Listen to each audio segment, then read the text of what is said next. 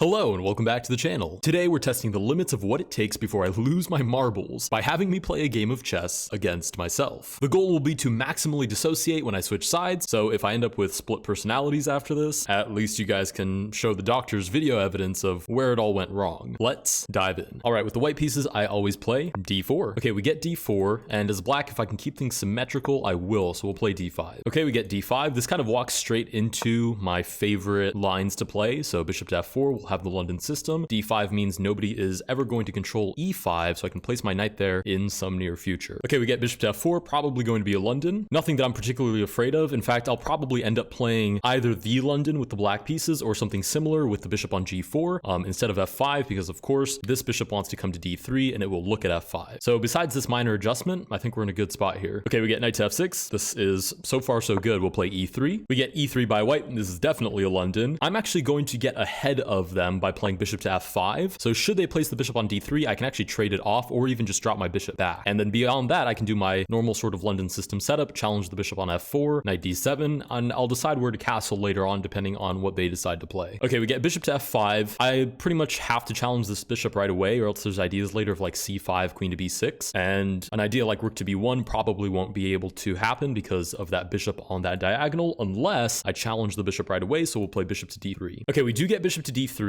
I could just trade it off and then the opponent would take back and it would be my turn again, but on the off chance that they ever decide to capture my bishop on g6, I can open up a file, and that's a really good place to be in if I want to have a kingside attack. So I'm going to drop the bishop back for now. Okay, the opponent drops the bishop back. Obviously I'm not going to take because it would open up a file for them against my king, but it is a little bit annoying because I can't play something like knight to d2 without them possibly doubling up my pawns. So I'm going to continue developing with knight to f3 in hopes that they decide to do something about this. If they don't, I'll probably just have to drop the queen on e2. Okay, we get knight to f3 by the opponent. So far, pretty standard stuff. I'm just going to continue with my plan of challenging this bishop, castling, and finishing up my development with my knight. Okay, e6 by the opponent. Obviously, they're not going to do anything about this bishop. They are comfortable with where it is. I could play something like knight to e5 to challenge it, but to be honest, I think this knight on e5 is stronger than the bishop on g6, so I have no real interest in trading it off. Instead, I'm going to play queen to e2. This does two things. One, I can develop my knight now, and my queen still sees my bishop, so should there ever be a capture, I can recapture without doubling my pawns. And the second idea is now I have long castles lined up as well in case a kingside attack becomes a real possibility. Okay, queen to e2 by the opponent. Obviously, they have no interest in developing their knight through c3. It's coming through d2 pretty much guaranteed. Otherwise, they wouldn't have moved the queen to keep an eye on the bishop on d3. I could get a little bit fancy here and play something like c5 and challenge the center, but now that they've made it clear that this knight is not going to c3, I can pretty much guarantee c3 is up next, and this pawn isn't useless necessarily, but the only thing it can do from there is idly stand and target the center, or it can push to c4. At which point I'd be playing for a queenside attack, and this king can quite easily slide over, and white would still have e4, e5, h4, kingside attacking ideas, so the queenside attack here seems kind of useless to me. Instead, I'm going to play bishop to d6. If we trade off into an endgame, c'est la vie, we can play that as well. Okay, we get bishop to d6 by the opponent. I have two realistic options here. I mean, I could leave the bishop on f4, but that's for really cool kids who know how to play with double f-pawn, which is not me. The other two realistic options are bishop back to g3, pretty much like what they did.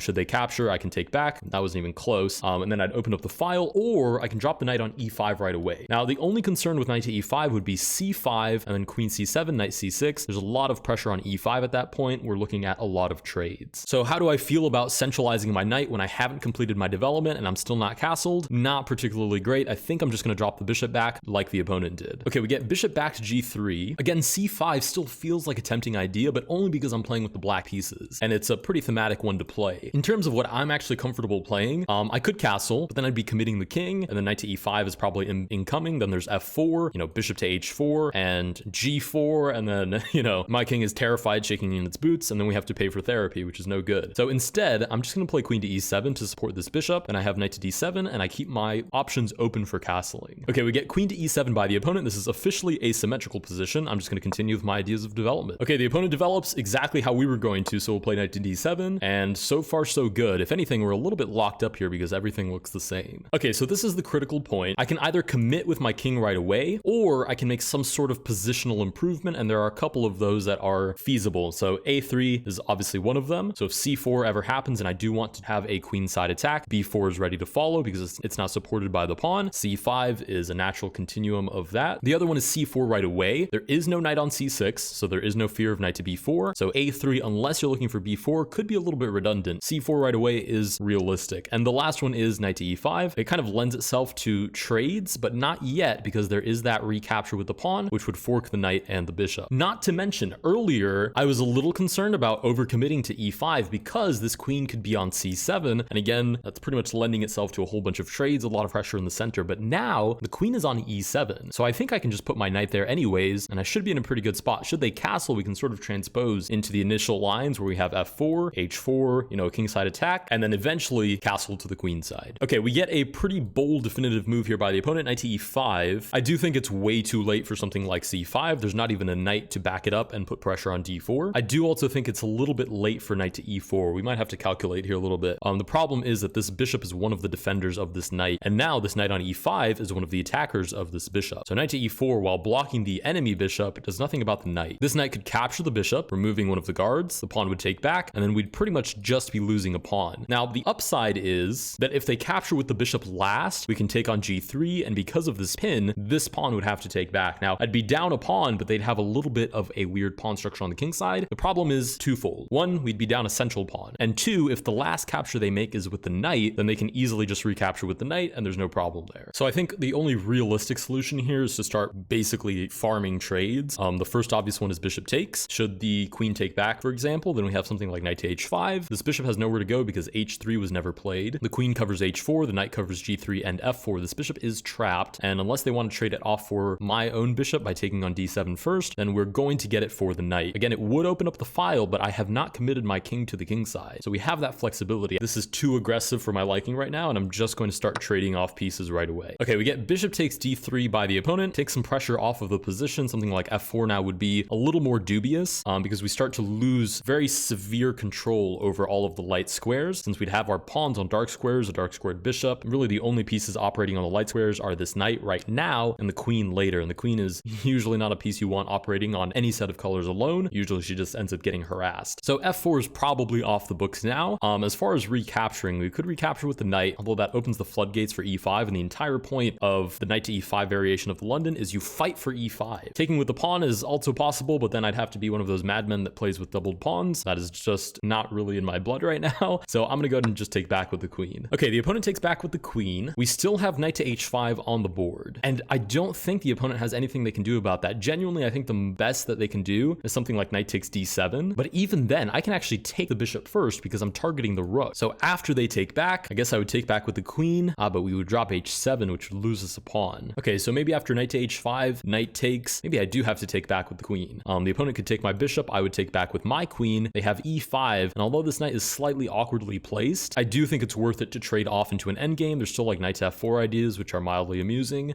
We could always trade off, the knight would take back, maybe the queen slides back, and I think there's still time for the knight to come home. So we're gonna play knight to h5 and just try to force trade everything off the board. Okay, we get knight to h5. My biggest fear here would be to enter an endgame where the opponent has a bishop and I have a knight, which is what you would get if I do allow this trade to occur. I would get their knight, but they would get my bishop, only because it's extremely easy here to find like a million different ways to open up the center, and an open center with a knight against your opponent's bishop is usually not a great place to be. So I'm thinking knight takes d7 with the idea of forcing a bishop for bishop trade. Should the opponent take back first, I have pawn takes, and then we still have that theme from earlier where the rook sees down the open file. So I believe the queen would have to take back first, and then I can trade bishop for bishop. And if anything, they have a sort of awkwardly placed knight on h5, which they're going to have to work hard to justify because I'm probably going to blow open the center as soon as the dust sort of settles. So we'll play knight to d7 here. Okay, we get knight takes d7, pretty much the same line we calculated earlier. We really don't have a choice here but to take back with the queen. Okay, the opponent takes back with the queen. Now we can finally trade off. I mean, we could also play bishop to h4, which is kind of interesting. But the problem is this bishop is kind of loosey-goosey here. If anything, the opponent could maybe have like f6. Actually, no, then g4 traps the knight. I don't know, it just feels a little pointless and leaves this bishop on a very strong diagonal, so I think I'm just going to trade it off anyways. Okay, the opponent does take back. Again, I could take back with the pawn, eventually try to break open the center. It's a little bit too risque for me, so I'm just going to take it with the queen. Okay, the opponent takes back with the queen. We're still in a pretty symmetrical position, but the outlier here is this very strangely placed knight on h5, which I suppose did its purpose by booting the bishop, but it still has at least one tempo before it comes back into the relevant game. Now, this does beg the question, are we going to do anything with our king? Because I just said that I'd like to blow open the center to make use of the fact that this knight isn't currently occupying any squares. But the problem is, if I blow open the center, their king is in the middle, but so is my king. And should I ever castle, they can also castle, so it doesn't feel that effective. Now, another move that did pop into my mind mind, again, because of the difference in knights, my knight is near my king, theirs is not, is this idea of queen to b5. There's nobody sitting on d7. So we do have this blatant check targeting this pawn, and the only way for them to defend is queen to c6. Should I take, they would take back. It's not really like actually bad for them, but then I have c4, which is super nice,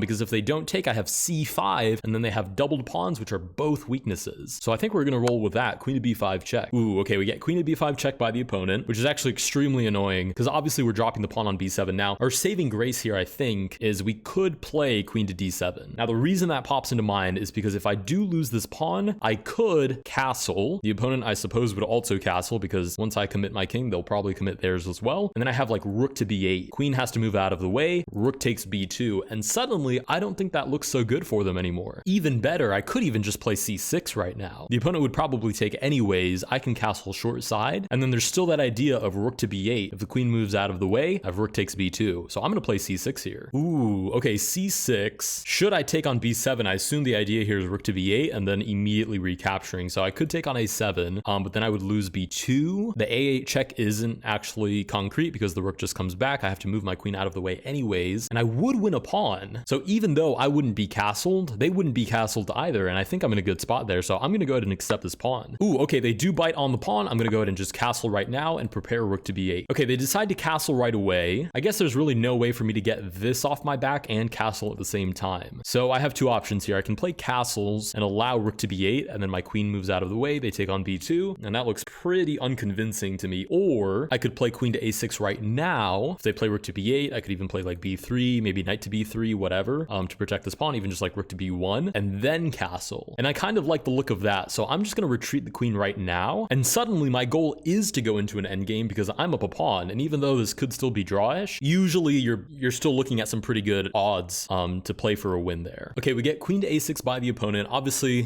kind of greedily trying to hold on to the pawn still. Their king is still in the center, and I think that's a pretty big concern here. I think I could look at something like pawn to e5. Reason being, obviously if they don't castle, this spells out doom for them because then I have check, and that's a very scary position for them to have to play. Now, if I play e5 and that incites their castle, then I have e4, capturing the center, you know, f5, f4, fancy little rook lift to follow, and I'm looking at some really scary attacking ideas there, maybe even sacking the knight at some point. So I'm gonna play e5 right now and punish them for keeping the king in the center. Okay, we get pawn to e5, which is pretty concerning because obviously I can't allow this capture or else there are some pretty scary ideas here. If I castle out of the way right now, then there's like f5 to follow, e4, rook lift, and there's nobody here defending my king except for these three pawns. Queen is off in yonder having collected the pawn. So really, I think the only choice I have here is to take on e5. Should the opponent take back, I might even just be able to take this pawn on c6. I don't know if that's too greedy because the problem is there we're dropping b2, there's rook to c8, dropping c2. There's a lot of stuff falling apart at that point. Okay, so maybe instead of taking on c6, I can take on e5, they'll take back, and then c3 stops the queen from looking at b2. If rook to b8, I just protect it with another rook, and then eventually like knight to f3, bring the queen back, and then once the dust is settled, then I can finally castle. So I'm gonna take on e5 first. Okay, the opponent takes on e5. I really don't have a choice here but to take back. I mean, I could play something like queen g6 and get really fancy, which actually now looking at it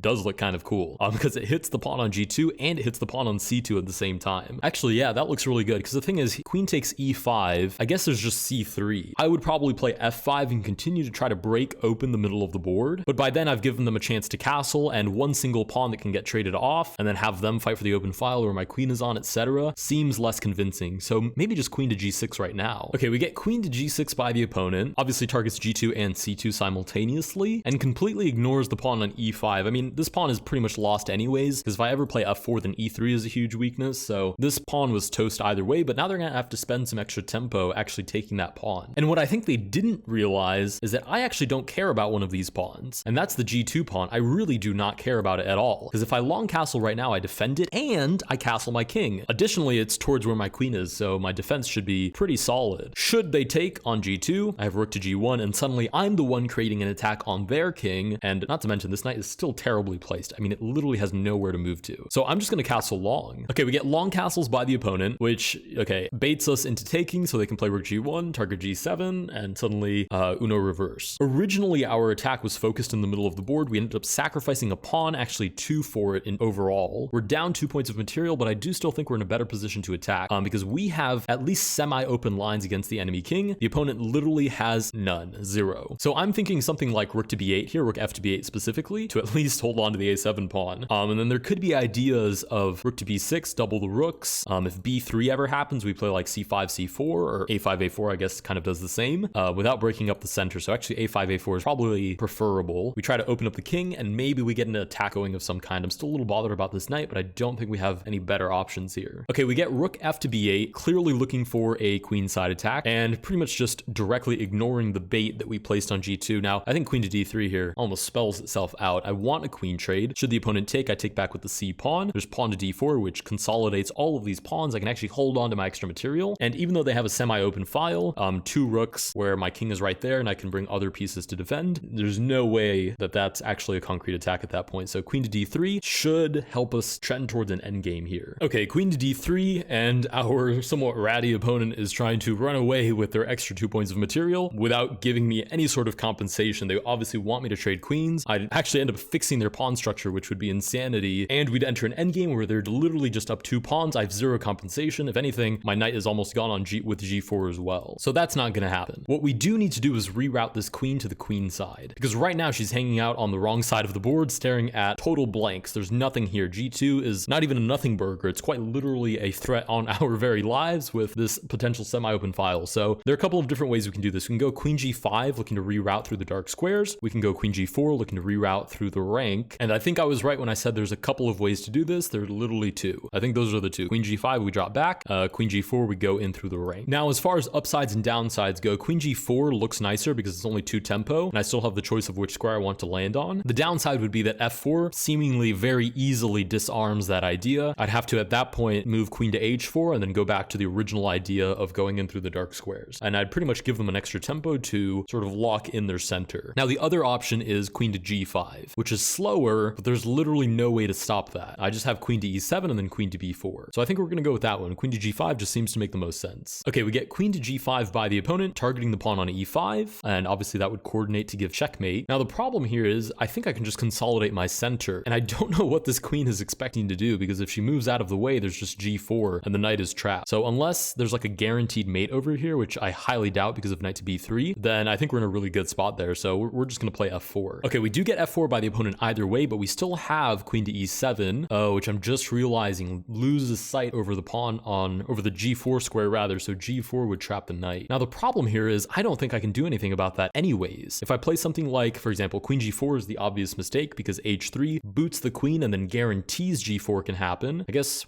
at that point there's knight g3. I'd reroute through e4 and I'd lose a pawn instead of an entire piece. Maybe that's not that bad. The other option is queen to e7. Should the opponent play g4, I have queen to b4 threatening mate right away. If they block it with the knight, then I have c5. If they take my knight, I play c4. I'm threatening to win their knight, but the problem is even after I take, imagine the opponent literally skips their turn. They take, or rather I take, they take back, and I'm still down a pawn and we've managed to basically trade knights. In fact, I'd be down an extra pawn because I'd lose the c pawn as well. Yeah, I don't think I have a choice but to keep my queen around the block and try to hold on to that g4 square until I can evacuate my knight. Okay, we get queen to h4 by the opponent, obviously holding on to the g4 square, but we're going to bother this queen as much as we can. G3 is the obvious first solution, but then queen to h3 sort of just kills that idea. It blocks in the h pawn, the g4 pawn can't advance without being taken. I mean, it would open up a line against the opponent king, but after that queen moves out of the way, there's literally no pawn on g4 anymore to trap that knight with. What we can do is bring the knight into play, so we're going to play knight to f3 and start bothering this queen with the knight instead. Also activates the knight, eventually could become part of the kingside attack. Okay, the knight comes into play with knight to f3. Now this is interesting because this knight is defended by the g2 pawn, so if their attack ever relies on a push like g4, this knight better not be attacked because it would be hanging as well. So I'm thinking, what if we play something like queen to g4? There could be h3, but then queen to g3, and how do you get my queen out of there? Not to mention, I might even just take on g2 at that point because I'm threatening the knight as well. So I'm going to play queen to g4 here. Okay, we get queen to g4 by the opponent. A little bit of an annoying move, but I don't think it's super concrete because we still have like knight to g5, for example. Right, with tempo we threaten checkmate, or rather not mate, but pretty scary infiltration of their king side. We defend the knight with a different pawn, this time the f4 pawn, and then we have something like h3, g4 anyways.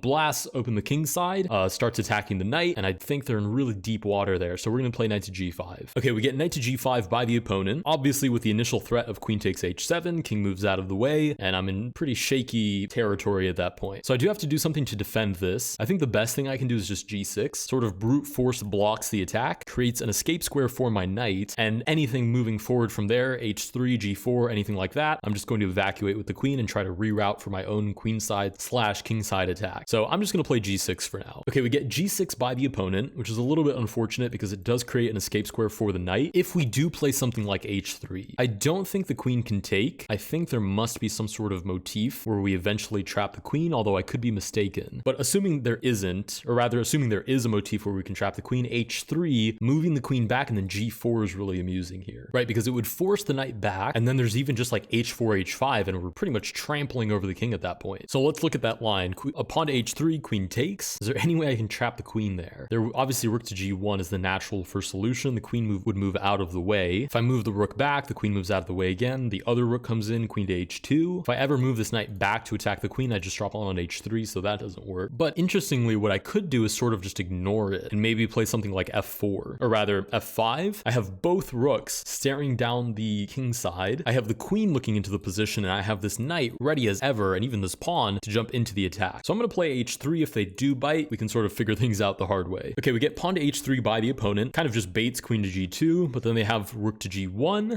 and my queen looks like she's almost getting trapped back there. So I'm going to stick with my original plan of sort of just moving the queen out of the way. I finally get to reroute her to create an attack of my own, and I don't think the opponent has a concrete follow-up there. So queen to c8. Okay, we get queen to c8 by the opponent. Obviously, we're just going to continue our attack. Pawn to g4, we're looking to bust open the king side. Okay, pawn to g4 by the opponent. I could still go with something like knight to g3, knight to e4. Problem is I'd be losing a pawn in that exchange, a central pawn at that, and that's just too many pawns to lose in one game. So we're going to drop the knight back to g7 right now. Knights obviously aren't very good in fianchettos because they don't actually defend anything, but for now we don't have a choice. Okay, we get knight to g7 by the opponent. I don't think I need to think about this too much. I think h4 is probably just the natural response here. There could be some concern about like queen takes, but I'm honestly willing to sacrifice anything at this point for the attack. h5, rook to g1. I could even sack the rook for the knight if that's what it takes at some point, because when the pawn recaptures, the queen comes in. There's a lot of crazy good ideas there, so we're going h4 right now. Okay, h4 by the opponent. We could take this pawn. The only scary thing is there in principle after something like rook to g1, there are both rooks looking down these files. h5 is an idea, and even though I would win back one of my pawns, I would do so at the cost of blasting open my king side, and I would still be down a pawn anyways. So I think it makes more sense for me to try to create some sort of counterplay. So something like queen to b7, obviously threatening b2. More than likely the opponent will defend it somehow, and then we have like queen to b5, offering a queen trade. Maybe we can dilute the position. So we'll play queen to b7. Okay, we get queen to b7 by the opponent with the obvious threat of b2. Pretty much only two ways we can defend this. I mean, you could play king to d2 and allow this and just totally lose your mind. I mean, it's feasible, but then there's like c5, c4, and then you're in really deep water there.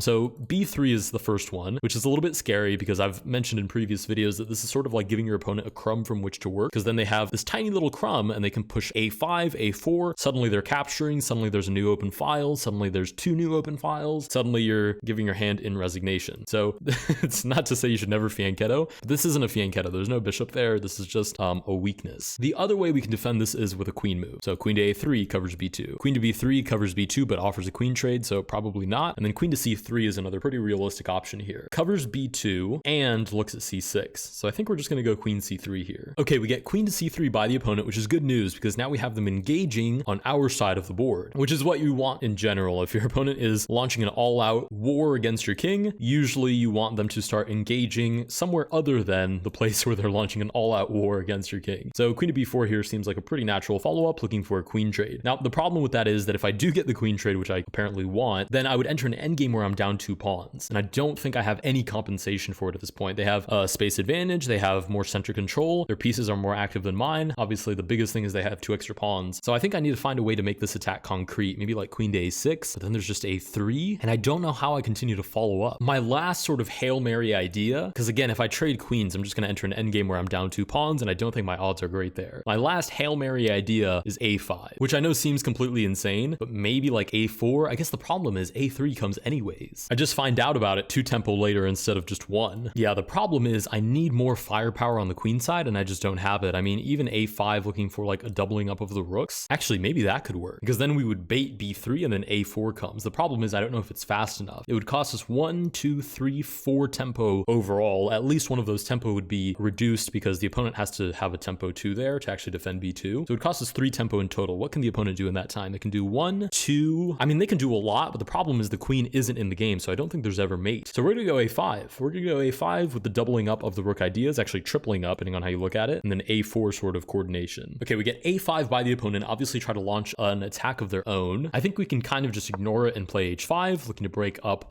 their kingside structure. Okay, we get h5 by the opponent. Obviously, I'm not going to bite, or else I just end up, again, engaging on the wrong side of the board. So I'm just going to play rook to a6 and look to triple up on the b file. Okay, we get rook to a6. It's pretty clear they want to play rook to b6 and causes some problems. I can't really take this pawn because I just open up the position for them even more. I could play something like a4 preemptively. So if they play rook b6, I have b3, but then there's still c5 and then c4. And the idea kind of comes to fruition either way. So I think my best shot here is to sort of try to beat them on the king side. So I'm going to take on g6. Okay, we get a capture on g6. I think I should just take with the h pawn. I mean, if I take with the f pawn, I lose the h pawn and then probably the g6 pawn at some point. So there's no point in doing that. I don't think I should just leave this on the board either, because they can take, force my king into a corner if I don't want them to promote. And then this queen can never move again because she stops literal checkmate on f7. So I do think I have to take back with the h pawn. Okay, the opponent does take back. Now I'm looking at some crazy ideas, because what happens if I play e6? Obviously the opponent can't take with the knight. Rook to h8 would be mate coordinated by the queen. That's not even the queen. Let's try that again. e6, should the opponent take, I have rook to h8 supported by the queen on the long diagonal, which would be checkmate. If they take with the pawn, I don't have immediate mate, but then I have like queen to f6 ideas, maybe even just rook to h7, looking to double up, but at least the queen can get into the game, which is basically the missing piece here. The other option I have is rook to h7 right now, allow rook to b6, and then play pawn to e6. The idea being that when I play pawn to e6, I'm directly threatening the knight, so just waiting around at that point isn't an option. If they take with the pawn, I take back with the knight. The knight itself is pinned to the queen, so I think I'm going to play rook to h7 first. Okay, we get rook to h7 by the opponent, which